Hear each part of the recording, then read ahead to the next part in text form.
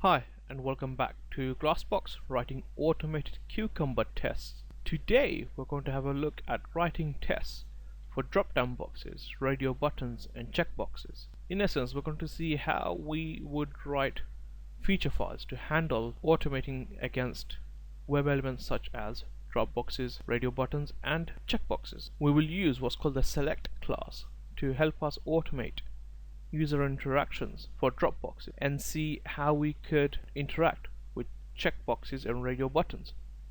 So before we do that, let's have a quick look at our Java test site to come up with some automation scenarios. So the first thing we'll do is we'll go to this adoption link and we'll select an item from here. Let's go ahead and say we'll select the today item from the drop-down. Once we've done that, then we would have satisfied selecting an item from a drop-down box. We will also, in a separate test, go to the contact page and populate one of these text fields, but more importantly, check one of these radio buttons and check one of these checkboxes as means of being able to interact with these types of buttons as well. So let's go ahead and write a feature file for this. So I'm going to create a new file, and I'm going to call the file zootest.feature. So let's go ahead and create the framework for this. So I'm going to say to test the high level functionality of the zoo test site, and we're going to write our first scenario, which will test the ability to set a start date on the drop-down. So we're just going to say to set the start date, and our first step is going to be given I am on the zoo site. When I click on adoption, then I set the start date to today, then I close the browser. In our second scenario, we're going to automate against the contact form, in that we're just going to select some of those extra buttons. So this scenario will populate the contact form. So again, I'm just going to say given I am on the zoo site, when I click on contact, then I populate the contact form, then I close the browser. Okay, fantastic. So let's run this with the purpose of generating the steps for us. So if you run it, naturally this won't pass because none of the steps actually have any step definitions, but it helps us to generate all of these steps for us. So we're just going to copy these and we're going to go to our step definition class, which at the moment doesn't have any steps, and we're going to paste these in here. Okay, so the first thing we're going to do is get rid of all of these exceptions.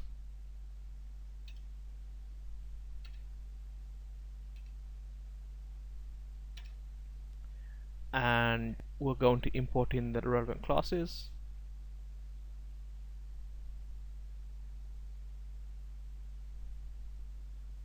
And we're going to go ahead and change these variable names to something more meaningful. So in this, when I click on a link, so I'm going to say link here instead. And this was, I set the start date to today, so in here I'm just going to say drop item, and that's it. We don't have any more parameters to worry about. So I'm going to go ahead now and start populating some of these tests. So the first thing I want to do is create a driver instance, and I'm going to import that in as well. And in our given step, I'm going to say driver.navigate to, and we'll say http://testrooom.com/web app. Okay, that should navigate to our site, and in here we're going to try and click on a link. So what we're going to do is we're going to go back, and the links we're interested in are the adoption link and the contact link. So if we inspect these elements, we have an ID attribute for adoption link, and we have an ID attribute for the contact link. So as you can see, the adoption link is structured as such, adoption underscore link, and for the contact link it's contact underscore link, and all the letters are in lowercase. So if we go back and look at our feature file, we've actually passed in the same characters in that order, i.e. adoption and contact, but they capitalized. So we can handle that in our test. So we can say driver.findElement by ID link to lowercase. So this will get all the characters that are passed in this link string and turn them all into lowercase, plus underscore link. Click. So what this will do is this will look for something by ID which would have link returned into a lowercase appended with underscore link. So this should effectively find these ID references.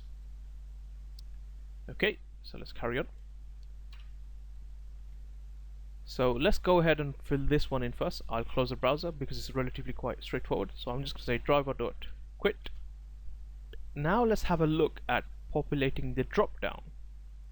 So if we inspect this dropdown, we can see that the dropdown is inside a select tag. Now traditionally all dropdown fields are inside select tags, and if we expand the select tag, we can see that the select tag has more tags, i.e. option tags. And if we expand option tags, we can actually see the options, or rather the text inside them. So when we have this select tag, WebDriver provides us with what's called the select class, which allows us to translate drop-down web elements into objects that we can act on in our test. So if I go ahead and write a new select class, I'm going to say select dropdown is equal to new select.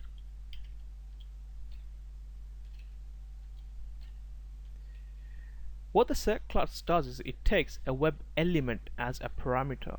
To be more specific, if we provide a web element which locates this dropdown, then this dropdown select variable will refer to our dropdown box.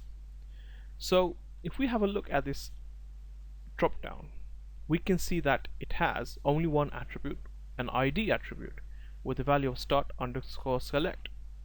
So if we drew that, if we say driver.findElement by ID into a start underscore select, well, that will do now is that will bind the dropdown to this dropdown select object. So this will now effectively bind this dropdown box into our dropdown select object. So I'm going to go ahead and import in the class, and it is a Selenium support UI class. So now we can actually act on this dropdown object. So if we say dropdown dot and then start typing in select, we can see it provides us with three options. To select an item by index, i.e. index starting from a 0 value on the list. To select something by value, so this will look directly at the value attribute of an option inside a select tag. Or to select by visible text, i.e. the actual text you see when you click on the dropdown. So an index is basically the 0 value index of your list. So if we go back and we hit the dropdown, starting at 0 value, please select started is at value 0, today is at value 1, first day of the next week is at value 2, first day of the next month is at value 3. Select by value is referring to the value attribute value of an option tag. So if we have a look, we can see that the first option, i.e.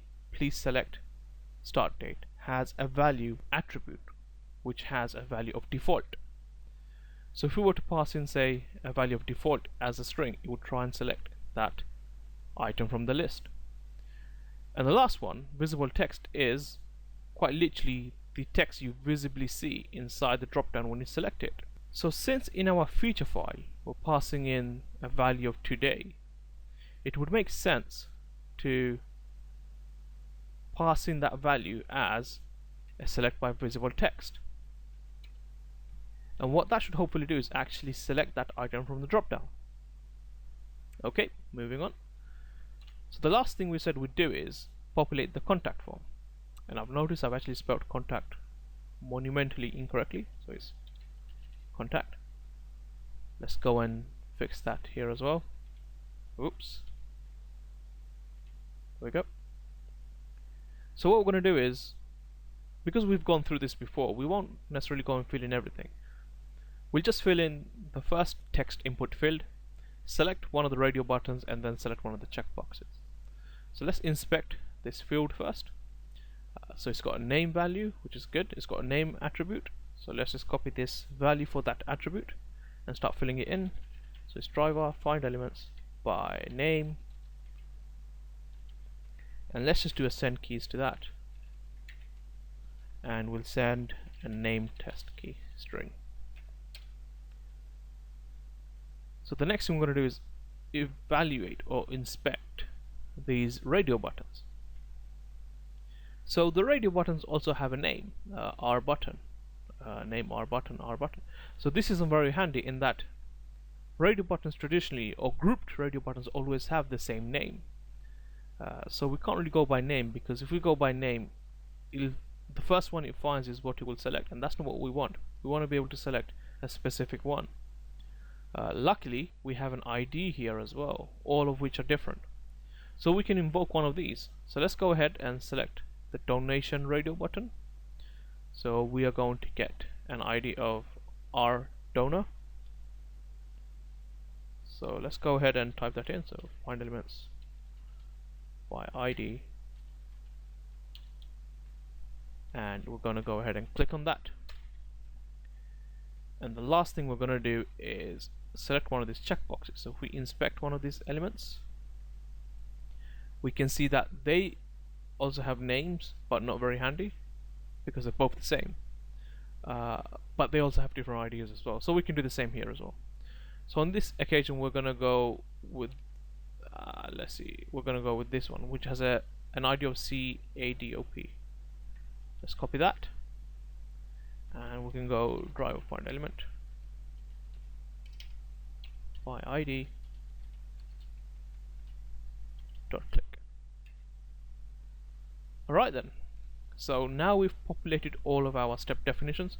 Let's save it, and let's go ahead and run our feature file. So I'm just going to right click and go run as Cucumber feature. Oh, so we've got a null pointer. Okay, let's have a quick look. Yep, the reason we have a null pointer is because we've asked the driver to navigate to our site. But the one thing we haven't done is actually instantiated our driver. So that was a mistake on my half. Let me do that really quickly.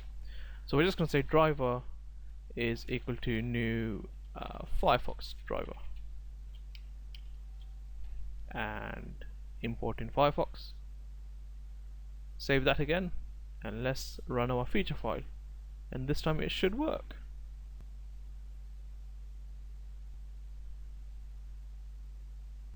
And there you go. So when it ran the first test, it did set the drop down to today, and it closed the browser. And for the second test, it did populate the first text field, as well as setting the middle radio button and the last checkbox. So in this video, we've looked at how to use a select class to effectively select an item from a drop-down list. And we've also seen how similar it is to select checkboxes and radio buttons, which are really no different to selecting almost anything else. So in this case, a text input field. And that's it for this video, folks. Thanks for watching. Hey guys, thanks a lot for watching my video. If you already haven't, hit the subscribe button to stay up to date with my latest videos, which I release every Wednesdays and Sundays. Also, follow me on Twitter and Facebook. Until next time, ciao.